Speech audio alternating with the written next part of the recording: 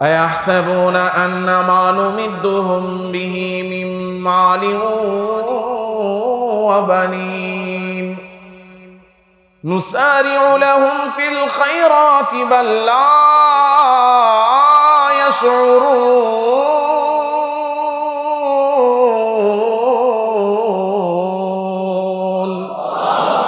আল্লাহ তাআলা রব্বুল আলামিন বলতেছেন, আমি যাদেরকে দুনিয়াতে টাকা পয়সা ক্ষমতা সন্তান সন্ততি দিয়েছি তারা হয়তো মনে করে দুনিয়ার সফলতা পেয়েছি, এর মানে আল্লাহ আমাদেরকেই পছন্দ করেন, আল্লাহ আমাদেরকেই কল্যাণ দিতে চান।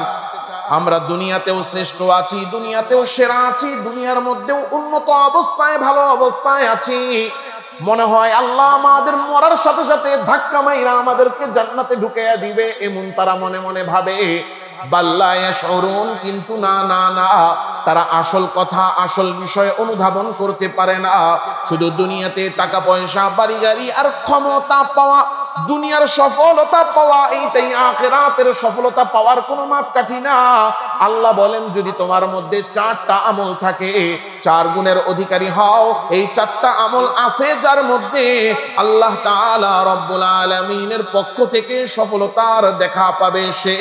এই জন্য একজন ব্যক্তি যদি সফল হতে চায়, আল্লাহর পক্ষ থেকে যদি কল্যাণ পেতে চায়, আল্লাহ তাআলা রব্বুল আলামিনের পক্ষ থেকে যদি সফলতা পেতে চায়, যে সফলতার কল্যাণ পেতে চায়, সে যেন 4টা আমল নিজের মধ্যে ঢুকায়া নেয়। কয় আমল? পুলিশ একজন ঘুষ খাইছে, আল্লাহ মাফ করুক, পুলিশ বলে ফেলছে আমি ভুলে, বোঝানোর জন্য উদাহরণ, যে পুলিশ বা যে কোনো একটা মানুষ, পুলিশ আমি ক্যান্সেল করে দিলাম, যে কোনো একজন মানুষ সে চাকরি করতে যায় ঘুষ খাইছে। কি খাইছে? ঘুষ খাইছে। এখন এই ঘুষ খাওয়ার প্রভাব কি হয়েছে? যে ছেলে একটা হয়েছে, হওয়ার পরে পাওয়া একটা লুলা, হাত একটা লুলা। এখন সে তখন বুঝতে পারছে যে আমার এই ঘুষ আমি খাওয়ার কারণে আমার এক ছোট ভাই, ওদের বাড়ি হলো নওগাঁ পত্নীতলা, আমরা গেছিলাম ওদের বাড়িতে বেড়াইতে, আমি তখন ছাত্র, তখন গিয়ে 4 দিন 5 দিন ওর নানা বাড়ি বেড়ায় আসছি। তো ও রাজশাহীতে পুলিশে আছে। আমি গত সপ্তাহে 2 দিন মাহফিল করছি, এই সপ্তাহে 2 দিন মাহফিল করে আসলাম রাজশাহী চাঁপাইনবাবগঞ্জ। যাওয়ার পরেও আমার সাথে সাক্ষাৎ করতে আসছে।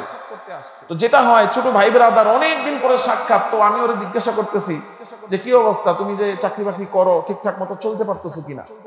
তো বলে, ভাই আলহামদুলিল্লাহ, আল্লাহ বেতন টেতন পাই 20-25 হাজারের মতো, রেশন টেশন যা পাই এগুলা মিলে ভালো আছে।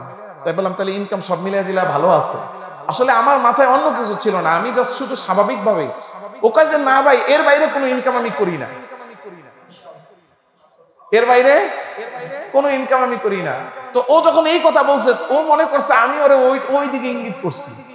আর ও যখন আমারে বলছে যে ভাই এর বাইরে আমি কোনো ইনকাম করি না, তখন আমার মাথায় ক্যাচ করছে যে ও আসলে আমারে কোনটা বুঝাইতেছে, উপরি ইনকাম, এক কথায় হারাম ইনকামের কথা। তাই আমি বললাম যে আসলেই করো না, মানে ও আগে আমার মাথায় ছিল না, ও এটা বলার পরে আমার জেহেনে আসছে, এই জন্য আমি ওরে আবার রিপিট প্রশ্ন করলাম, আসলেই করো না? তো ও বলতেছে ভাই শুট করে না। কি করে না? কয় একদিন মাত্র ডিউটির মধ্যে নতুন নতুন যখন ঢুকছি, তখন মনে করেন একদিন গিয়া কি হয়েছে ইনকাম করছিলাম। তো করার পরে রাত্রে বেলা মোটামুটি সারাদিন ডিউটি করে রাত্রে যখন যাচ্ছি, তো আমি বাগে 2000 পাইছি। কত?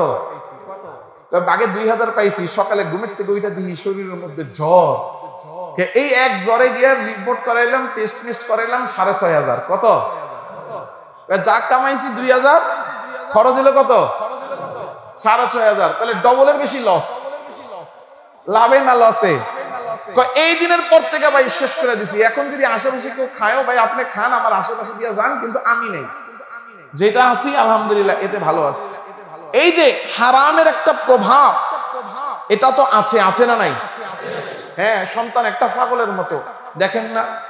এই যে পুলিশের মেয়ে তো ঐশী মা বাবাকে কি করছে? নিজের হাতে নিজের মা বাবাকে হত্যা করছে। এই যে হারামের একটা প্রভাব, এটা তো শুধু আমি একটা সন্তান দিয়ে বুঝাচ্ছি। শুধু এই সন্তান না, নিজের জীবনের প্রতিটা ক্ষেত্রে শারীরিকভাবে অসুস্থ হবে, অন্যান্য দিক থেকে এটার একটা প্রভাব পড়বে। হারামের এক শাস্তি তো আখিরাতে, ওইটা হয়তো আপনি আল্লাহর কাছে ক্ষমা চেয়ে তওবা করলে আল্লাহ মাফের ওয়াদা আছে। আল্লাহ তাআলা রাব্বুল আলামিন বলেছেন, তুবু ইলাল্লাহ তাওবাতান নাসুহা, তুমি খাঁটি তওবা করো, আসা রাব্বুকুম আইয়ুকাফফিরা আনকুম সাইয়্যাতিকুম, আল্লাহর ওয়াদা যে তোমার তওবা যদি খাঁটি হয় তাহলে তুমি আশা করতে পারো আমি আল্লাহ মাফ করে দিব। আল্লাহ গুনাহ মাফ করার ওয়াদা করেছেন, আশা দিয়েছেন, কিন্তু গুনাহের যে প্রভাব, সেই প্রভাব যে আল্লাহ মাফ করে দিবেন সেটার ওয়াদা কিন্তু আল্লাহ করেন নাই। সেটার ওয়াদা আল্লাহর পক্ষ থেকে নাইও, বরং আল্লাহর পক্ষ থেকে ওয়াদা হলো ওয়ামান আসা ফালাইহা, যে খারাপ করবে এটার একটা প্রভাব আছে, এই প্রভাব তার উপরে পড়বেই পড়বে। এটা থেকে বাঁচতে পারবে? পারবে? হ্যাঁ, এটার প্রভাব আমাকে আপনাকে পেতেই হবে। বাহ্যিকভাবে আমরা অনেক সময় মনে করি, দুই চোখে দেখি একজন গুনাহ করতেছে, প্রচুর গুনাহ, আল্লাহর নাফরমানি করতেছে, কিন্তু গুনাহ করেও সে দেখি ভালো আছে, তার বাড়ি বিল্ডিং এর পর বিল্ডিং উঠাচ্ছে, ক্ষমতা, সে খালি দাঁড়াইলেই হয়েছে ঠাস করে মেম্বার হয়ে যায়, দাঁড়াইলেই হয়েছে ঠাস করে চেয়ারম্যান হয়ে যায়। এই এলাকার সবচেয়ে বড় ভূমিদস্যু, কিন্তু এলাকার মধ্যে 5 বার টানা সেই চেয়ারম্যান। এমন হয় না অনেক সময়? এই যে আমি আর আপনি দেখতেছি বাহ্যিকভাবে মনে হচ্ছে যে তিনি তো ভালো আছেন, তিনি কি আছেন? মক্কার কাফের মুশরিকরা এটা মনে করছে। মক্কার কাফের মুশরিকরা যখন কিনা নবীজি সাল্লাল্লাহু আলাইহি ওয়াসাল্লাম ঈমানের দাওয়াত দিলেন, কিছু সাহাবায়ে কেরাম ঈমান আনলেন, ঈমান আনার পরে সাহাবায়ে কেরামের অবস্থা হলো করুণ। কাফের মুশরিকদের অবস্থা হলো সব দিক দিয়ে উন্নত, তাদের টাকা পয়সাও বেশি, পুরো মক্কার ক্ষমতাও তাদের হাতে, তারা ভালো কাপড় চোপড় পরে, সন্তান সন্ততিগুলো ভালো। এই যে দেখেন না, আমাদের দেশেও আপনি তাকায় দেখেন, এই দেশে সবচেয়ে ভালো আছে কারা? যে যত বড় চোর, যে যত বড় ডাকাত, যে যত বড় ঘুষখোর, যে যত বড় সুদখোর, এই দেশের মধ্যে সবগুলো গিয়ে গুলশানে বাড়ি করে। আর আমরা শনি আকরার জ্যাম ঠেলি, আমরা শনি আকরার নিচে ধাক্কা খাইতে খাইতে এক একজন আলু ভর্তা। আর এরা এসি বাড়িতে থাকতে থাকতে চলতে চলতে এক একজনের দেখলে আর বাংলাদেশি মনে হয় না, মনে হয় যেন আমেরিকার পটেটো। রাগ করলেন? তা আমরা মাঝে মাঝে মনে করি সুদ খেয়ে তো ভালো আছে, ঘুষ খেয়ে তো ভালো আছে, চুরি করেই তো ভালো আছে। মক্কার কাফের মুশরিকরাও মনে করছে যে আমরা তো মুহাম্মদের চেয়ে, মুহাম্মদের অনুসারীদের চেয়ে ভালো আছি। আল্লাহ তাআলা রব্বুল আলামিন এই যে আমরা মানুষের দুনিয়াতে বাহ্যিক অনেক সময় কল্যাণ দেখে, উন্নতি দেখে আমরা মাঝে মাঝে মনে করি যে তারাই তো ভালো আছে। আল্লাহ তাআলা রব্বুল আলামিন বলছেন, আসসালামু আলাইকুম ওয়া রাহমাতুল্লাহি ওয়া বারাকাতুহু। সবাই কেমন আছেন? আলহামদুলিল্লাহ, আলহামদুলিল্লাহ, الحمد لله وكفى وسلام على عباده الذين اصطفى أما بعد فأعوذ بالله من الشيطان الرجيم بسم الله الرحمن الرحيم من عمل صالحا من ذكر أو أنثى وهو مؤمن فلنحيينه حياة طيبة ولنجزينهم أجرهم بأحسن ما كانوا يعملون. اللهم صل على محمد وعلى آل محمد كما صليت على إبراهيم وعلى آل إبراهيم إنك حميد مجيد. اللهم بارك على محمد وعلى آل محمد كما باركت على إبراهيم وعلى آل إبراهيم إنك حميد مجيد. سبحانك لا علم لنا إلا ما علمتنا إنك أنت العليم الحكيم. سبحانك لا علم لنا إلا ما علمتنا إنك أنت العليم الحكيم سبحانك لا علم لنا إلا ما علمتنا إنك أنت العليم الحكيم صدق الله مولانا العظيم بارك الله لنا ولكم في القرآن العظيم ونفعنا وإياكم بالآيات والذكر الحكيم সমস্ত প্রশংসা একমাত্র আল্লাহ সুবহানাহু ওয়া তাআলার জন্য, যে মহিয়ান গরিয়ান সর্বশক্তিমান দয়ালু দাতা মেহেরবান রব্বুল আলামিন মৌলাল করিম আল্লাহ সুবহানাহু ওয়া তাআলা আমাকে আপনাকে আল্লাহ তাআলা রব্বুল আলামিনের হুকুম জুমার নামাজ আদায়ের জন্য আল্লাহর ঘর মসজিদে আল্লাহ তাআলার দেওয়া হায়াতের সময়কে কাজে লাগিয়ে আসা এবং দিনই কিছু কথা বলা ও শোনার জন্য আল্লাহ আমাদেরকে বসার তৌফিক দিয়েছেন। এই জন্য প্রত্যেকে অন্তরের অন্তঃস্থল থেকে আল্লাহ সুবহানাহু ওয়া তাআলার দরবারে কৃতজ্ঞ হয়ে কৃতজ্ঞতা আদায় করে কালিমাতুশ শুকর পাঠ করি। আওয়াজ করে জোরে সোরে প্রত্যেকেই বলি আলহামদুলিল্লাহ। এই পৃথিবীতে আল্লাহ তাআলা রব্বুল আলামিন আমাদেরকে পাঠিয়েছেন। একজন ব্যক্তি পৃথিবীতে আসার পরে তার জন্য সবচেয়ে গুরুত্বপূর্ণ বিষয় হলো ঈমান আনা। কোন বান্দা যদি ঈমান আনে তো তার জীবনের প্রতিটা সেকেন্ড দামি হয়ে যায়, আর যদি ঈমান না আনে তার পুরো জীবনটা আল্লাহ তাআলা রব্বুল আলামিনের কাছে ফাও, এটার কোনো মূল্য নাই, মূল্যহীন হয়ে যায়। আমি একটা উদাহরণ আপনাদেরকে বারবার দিই, আবারও দিচ্ছি, যে একজন ব্যক্তি ঈমান আনার পরে তার প্রতিটা সেকেন্ডের মূল্য আল্লাহ তাআলার কাছে এত বেশি হয় যে সে যদি গুনাহ করে এই গুনাহটাও হাসরের ময়দানে মিজানের পাল্লায় উঠানো হবে। আর একজন ব্যক্তি সে ঈমান আনে নাই, বেঈমান, সে যত ভালো কাজই করুক তার সময় এত মূল্যহীন যে সে যত নেক কাজ, যত ভালো কাজ, পৃথিবীর সবচেয়ে ভালো কাজটাও যদি সে করে ফেলে ওই কাজটাও আল্লাহ তাআলার কাছে মূল্যহীন। এটার জন্য আল্লাহ তাআলার কাছে সে কোনো মূল্য পাবে না, এত মূল্যহীন যে এটা হাসরের ময়দানে মিজানের পাল্লায় উঠবে না। বেঈমানের ভালো কাজের থেকে ঈমানদারের খারাপ কাজেরও মূল্য আছে আল্লাহ তাআলার কাছে, কারণ বেঈমানের ভালো কাজও আমলের পাল্লায় উঠানো হবে না, আর ঈমানদারের খারাপ কাজও আমলের পাল্লায় উঠবে। হ্যাঁ, যদিও এটা মাইনাসে তাকে নিয়ে যাবে, কিন্তু এরপরও এটা পাল্লায় উঠবে। হাসরের ময়দানে যে পাল্লা কায়েম করা হবে, এক পাশে নেক আমল, আরেক পাশে কি বদ আমল, গুনাহ। তাহলে পাল্লায় যেটা উঠে সেটা কি ভ্যালুলেস নাকি ভ্যালুয়েবল? যেটার ভ্যালু আছে সেই জিনিসই পাল্লায় উঠে, যেটা কোনো ভ্যালু নাই সেটা কখনো পাল্লায় উঠে না। তো যেটা গুনাহ সেটারও একটা মূল্য আল্লাহ তাআলার কাছে আছে যদি বান্দা ঈমানদার হয়, আর যদি ঈমানদার না হয় তো তার ভালো কাজও পাল্লায় উঠানো হবে না, কারণ তার জন্য কোনো পাল্লা কায়েমই করা হবে না। এজন্য একজন মানুষের সবচেয়ে গুরুত্বপূর্ণ বিষয় হলো তার ঈমান ঠিক রাখা। ঈমান ঠিক রাখার জন্য তাকে কুফরি মুক্ত থাকতে হবে, শিরিক মুক্ত থাকতে হবে এবং মুনাফিকি থেকে বেঁচে থাকতে হবে।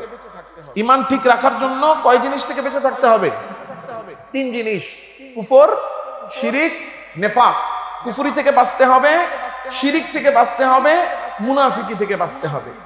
এক কথায় ঈমানকে বাঁচাতে হবে। আর ঈমান আনার পরে, ঈমান ঠিক করার পরে একজন ব্যক্তির জন্য সবচেয়ে গুরুত্বপূর্ণ হলো নেক আমল করা। নেক আমল এটা হলো বান্দাকে প্লাসে নিয়ে যায়, আল্লাহ তাআলার নিকটে নিয়ে যায়, আল্লাহ তাআলা রব্বুল আলামিনের কাছে নিকটবর্তী করে দেয় এবং আল্লাহ তাআলা রব্বুল আলামিনের সন্তুষ্টি অর্জন করায়।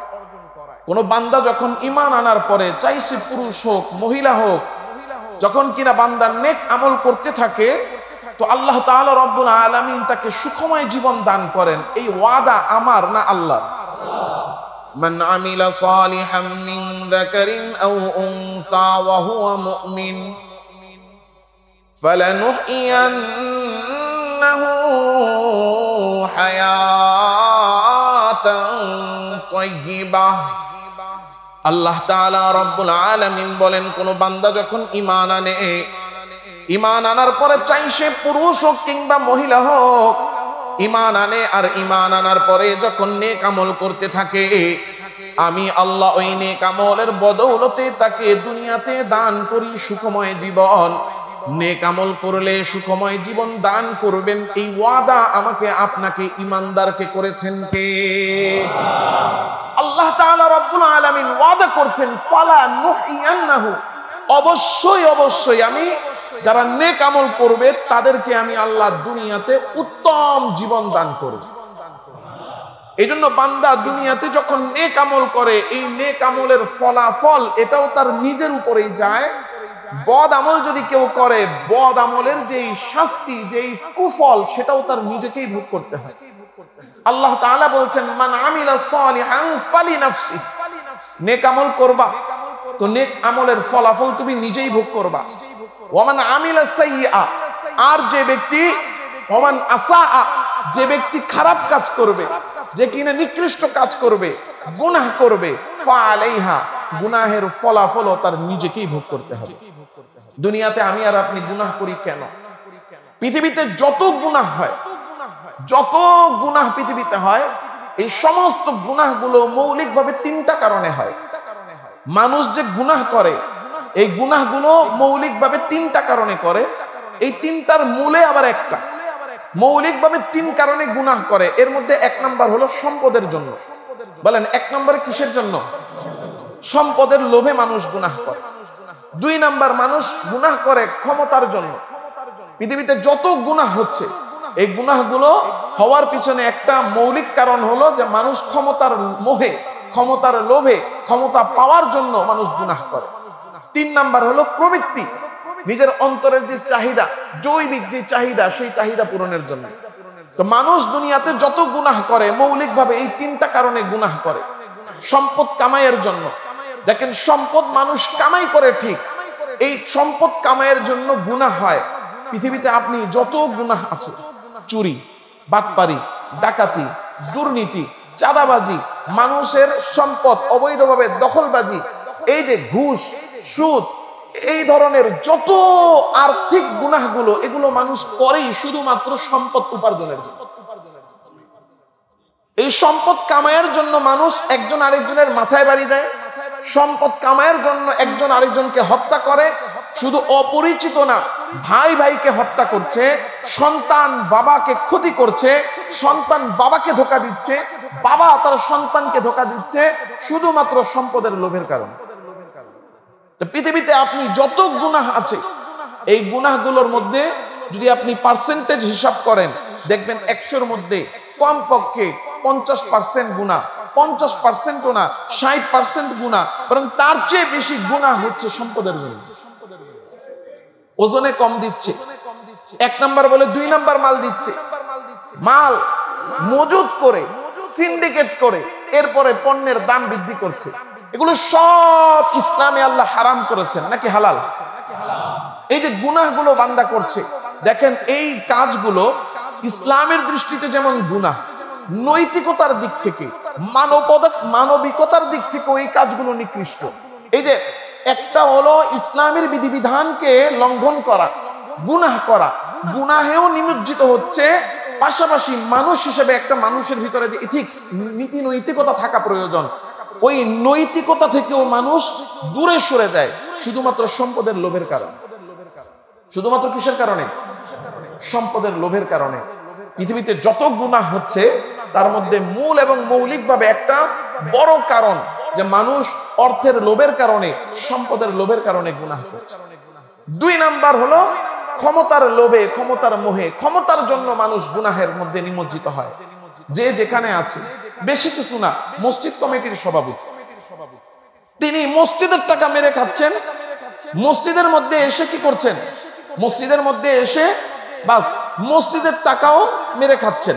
এমন আছে না নাই? মসজিদের মধ্যে বসে নিজের মন মতো, আল্লাহর হুকুম কি সেই দিকে লক্ষ্য নাই। ওনার মন মতো ইমাম সাহেব কথা বলতে হবে, ওনার পছন্দ মতো খতিব সাহেব কথা বলতে হবে।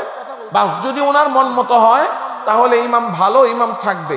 আর ইমাম যখন কিনা কোরআন হাদিস অনুযায়ী কথা বলবে, সভাপতির মন মতো হচ্ছে না, তো আমার যার মন মতো কথা হয় না ওই ইমাম আমার দরকার নাই। সিস্টেমে চিপা চাপা দিয়া কেমনে কেমনে বাইর করা যায়, ইমাম রে বিদায় করে। এই যে ক্ষমতার লোভে মানুষ নীতি নৈতিকতা থেকে দূরে সরে যায়, মানুষ গুনাহ করে, হাজার হাজার মানুষকে গুলি করে মেরে ফেলে শুধুমাত্র কিসের জন্য? ক্ষমতার জন্য।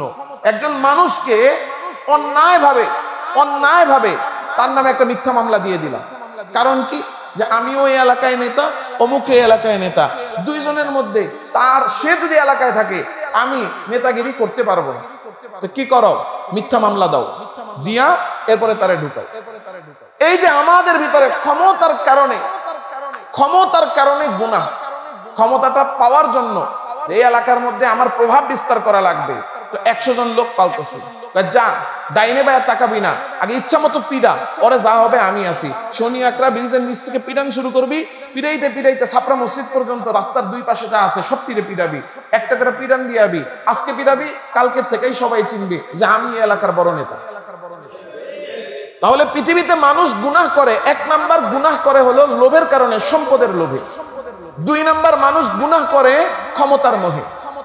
পৃথিবীতে যত গুনাহ, এবার আসেন, পৃথিবীতে যত গুনাহ পৃথিবীতে হচ্ছে 90% গুনাহ, 90% গুনাহ হচ্ছে সম্পদ এবং ক্ষমতার মোহের কারণে, ক্ষমতা আর সম্পদের লোভের কারণে। সুদানে মানুষকে মেরে একেবারে তছনছ করে ফেলছে, কোনো বাচ্চা দেখে না, মহিলা দেখে না, দুধের শিশু দেখে না, শহরের পর শহর উজাড় করে ফেলতেছে বোমা মেরে। কারণ কি? ক্ষমতা। কারণ কি? ক্ষমতার দাপট দেখানো, প্রভাব বিস্তার করা। এই যে পৃথিবীতে যত অপরাধ, এই 2 কারণে। আর বাকি যে 10% আছে সেটা হলো মানুষের জৈবিক চাহিদার কারণে, যে আমার মনে চাচ্ছে একটা মহিলা পছন্দ হয়েছে, জেনার মধ্যে লিপ্ত হয়ে যাওয়া।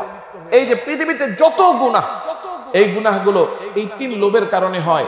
দেখেন, এই 3 গুনাহ এমন গুনাহ, এই 3 গুনাহ এমন গুনাহ যেইগুলোর কারণে আল্লাহ তাআলা রাব্বুল আলামিনের প্রতিটা কথা সত্য। আল্লাহ আমাদের রব, আল্লাহ তাআলা আমাদের মালিক, আল্লাহ আমাদেরকে সৃষ্টি করেছেন।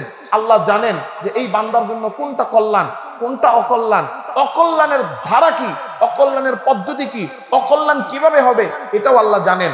আল্লাহ বলছেন, ওয়ামান আসআ ফাআলাইহা, যে ব্যক্তি গুনাহ করবে, গুনাহের প্রভাব তাকেই বহন করতে হবে, গুনাহের প্রভাব তার উপরেই পড়বে, গুনাহের বোঝা তাকেই বহন করে, গুনাহের প্রভাব তাকে নিজেকেই সহ্য করতে হবে। পৃথিবীতে আপনি যত গুনাহ করবেন, মদ খাওয়া নেকি না গুনাহ? দেখেন, মদ আমি খাচ্ছি, ধরেন অনেকেই এমন আছে জীবনে গুনাহ করে ফেলছে, এমন গুনাহ করেছে যেটা ওই সময় করেছে, কিন্তু এখন এটার জন্য সে মনে মনে অনুতপ্ত যে আমি কাজটা ঠিক করি নাই। সে আল্লাহ তাআলা রাব্বুল আলামিনের কাছে ক্ষমা চাচ্ছে। এটা হলো যে ব্যক্তি তওবা করে নাই, আমি তার তওবা করেছে তার কথা বলছি, যে তওবা করে নাই তার হিসাব পড়ে।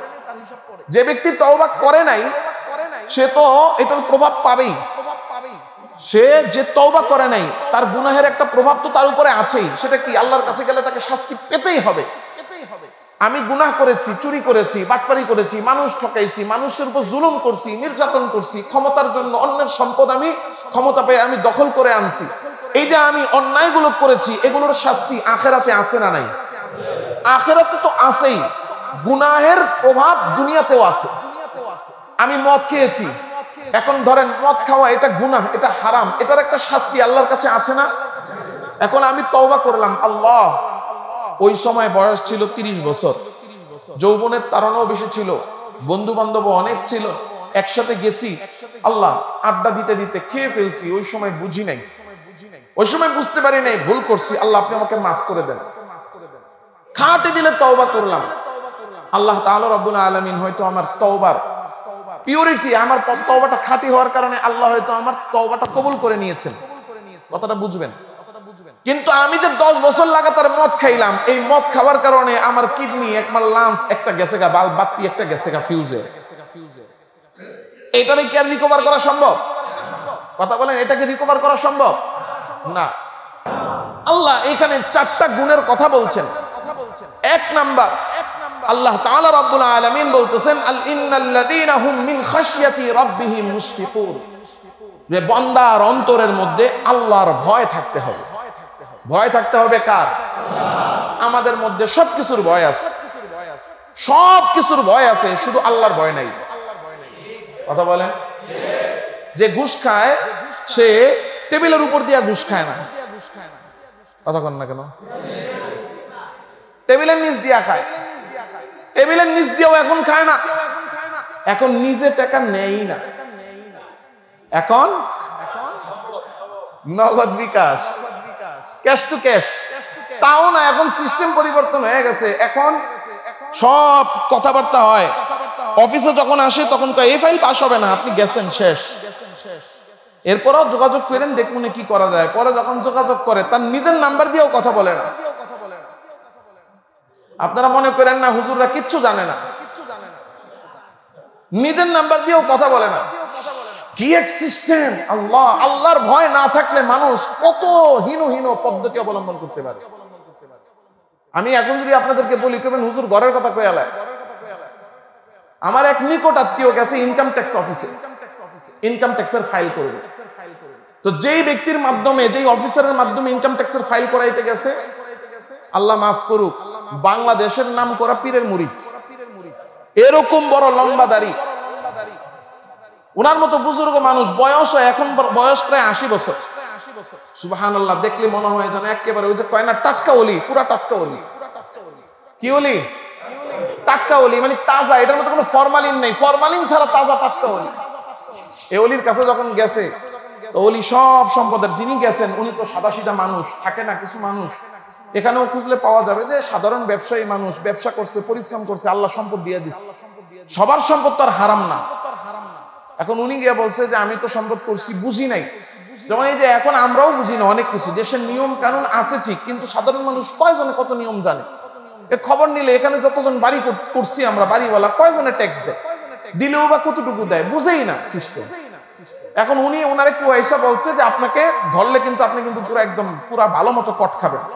ওই বেচারা গিয়া ওই অফিসারে গিয়া ধরছে যে আপনি আমাকে যেভাবে করলে সুন্দর হয় সেভাবে একটু করে দেন।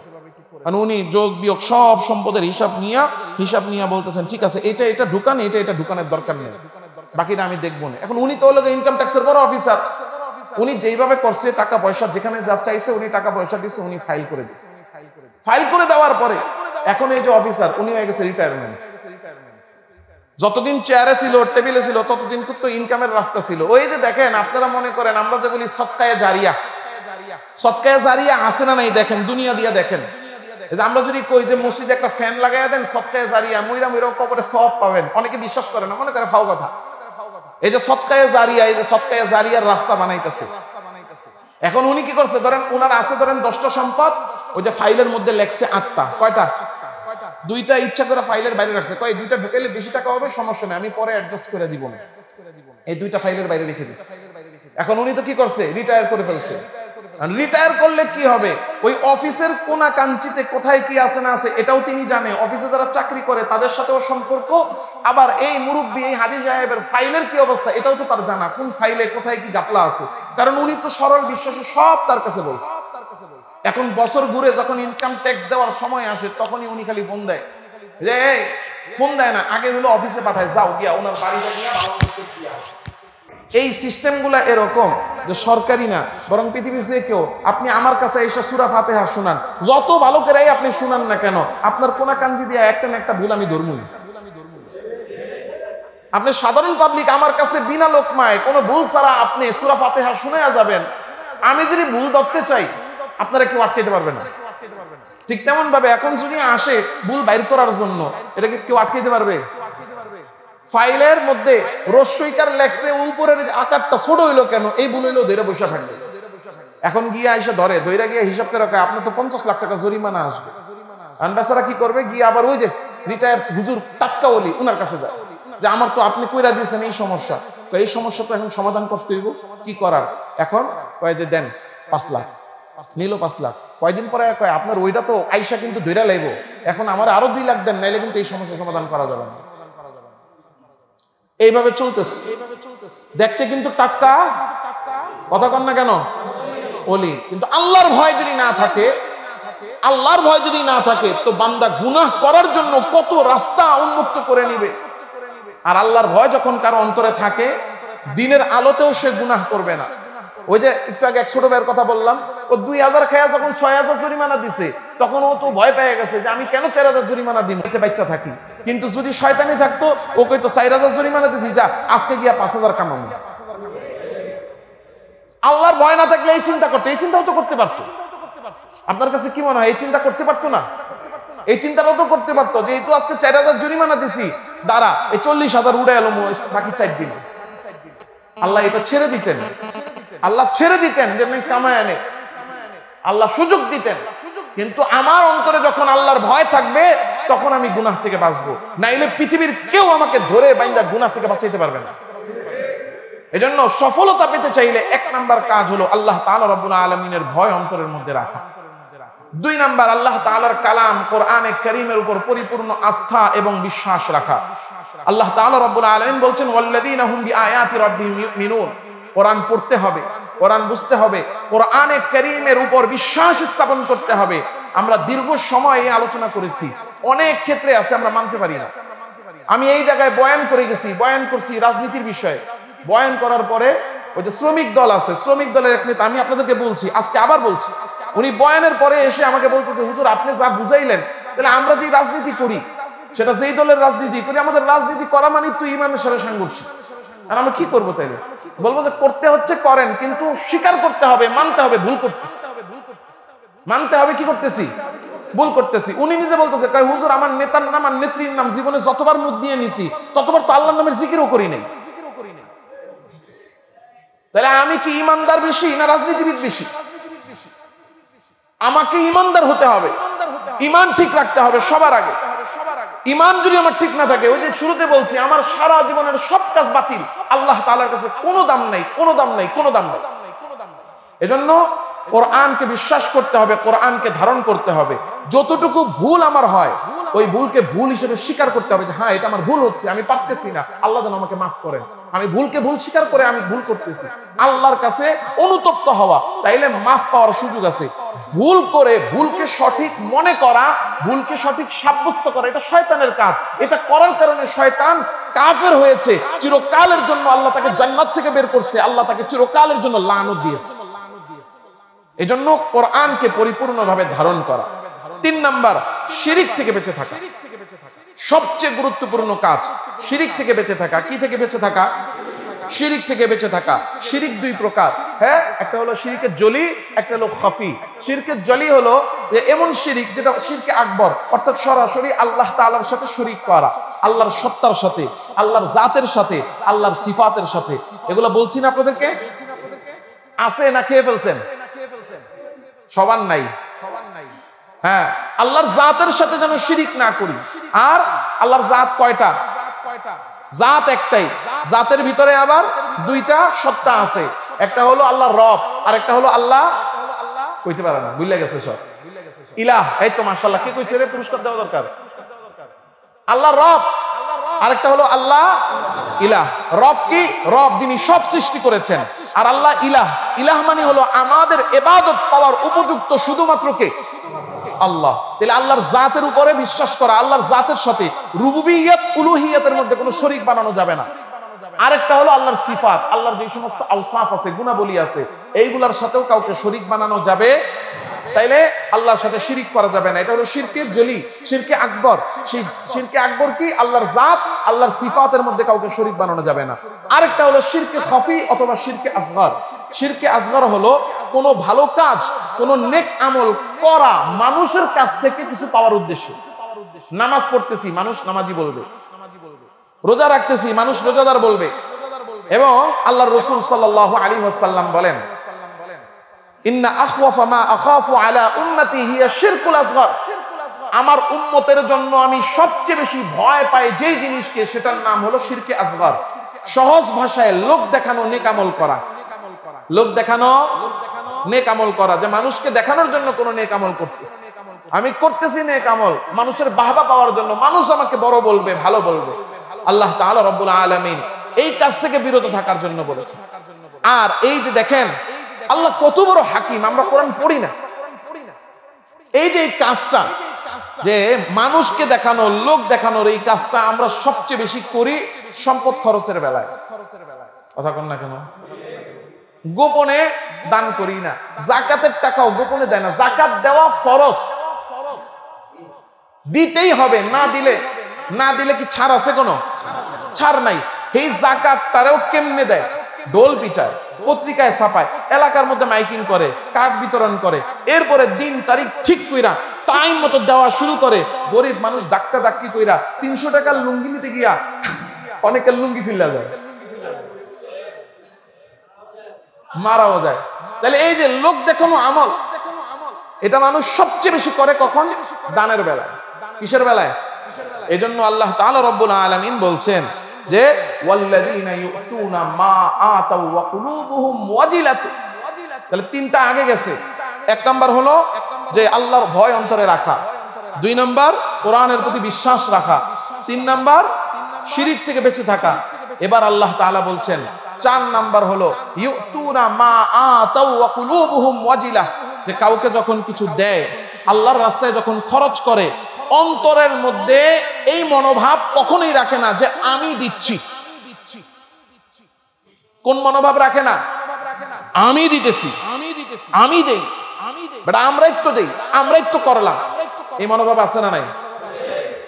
আল্লাহ তাআলা বলেন ওয়াল্লাযীনা ইউতুনা মা আতাউ ওয়া কুলুবুহুম ওয়াজিলাতুন আন্নাহুম ইলা রাব্বিহিম রাজিউন।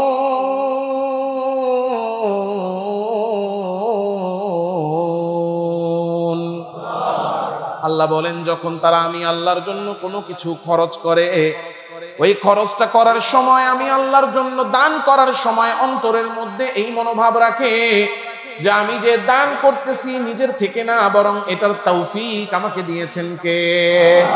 আল্লাহ আমাকে দিয়েছেন, আমি আল্লাহর রাস্তায় খরচ করতেছি। আবার যখন আল্লাহর সামনে দাঁড়াবো তখন এই আমল নিয়েই তো দাঁড়াতে হবে। না জানি আল্লাহ আমার এই আমলটা কবুল করে নাকি আমার এই আমলটা কবুল হয় না। এই যে আল্লাহ তাআলার রাস্তায় খরচ করতেছে মনের মধ্যে ভয় নিয়া, আল্লাহ বলেন যখন খরচ করবা মনের মধ্যে ভয় আর শঙ্কা আর আশা নিয়ে খরচ করবা, এই 4টা গুণ যার অন্তরে থাকবে, আমি আল্লাহর ভয় তার অন্তরে থাকবে, কোরআনের প্রতি অগাধ বিশ্বাস থাকবে, শিরিক থেকে বেঁচে থাকবে, আর যখন আমি আল্লাহর রাস্তায় খরচ করবে তখন এই দানটা যেন কবুল হয় এই ভয়ের সাথে খরচ করবে। আল্লাহ তাআলা রব্বুল আলামিন ডাক দিয়ে বলেন উলাইকা ইউসারিউনা ফিল খায়রাত। এই 4 গুণের সাথে যারা থাকবে, 4 গুণ যারা অর্জন করবে, 4 আমল যারা করবে, তারাই হলো ওই ব্যক্তি যারা কল্যাণের দিকে দৌড়ায়া দৌড়ায়া আগায়া যাইতেছে। শুধু তাই না, ওয়াহুম লাহা সাবিকুন, যারা এই 4 গুণ অর্জন করবে তারাই কল্যাণের দরজা স্তরে সবার আগে গিয়ে পৌঁছায় যাবে। তাইলে কয় আমল? 4 আমল। আল্লাহর ভয়, কোরআনের প্রতি বিশ্বাস, শিরিক মুক্ত ঈমান, আর দান যেটা করব সেটা কার জন্য? পারা যাবে ইনশাআল্লাহ। তাইলে আল্লাহকে ভালোবেসে আল্লাহর জন্য আপনারা কিছু দান করে ফেলেন। আমরা গত সপ্তাহে বলেছি আমাদের মসজিদের বাহিরে টাইলসের কাজ চলছে, প্রায় 10 লক্ষ টাকা প্রয়োজন। আপনাদেরকে আমরা আগে বলেছি। Presents by Kuakata media centre. হক্কানি আলেমদের নিত্য নতুন ভিডিও পেতে আমাদের চ্যানেলটি সাবস্ক্রাইব করুন। কুয়াকাটা মিডিয়া সেন্টার, ইসলামিক বিনোদনের বিশ্বস্ত সঙ্গী।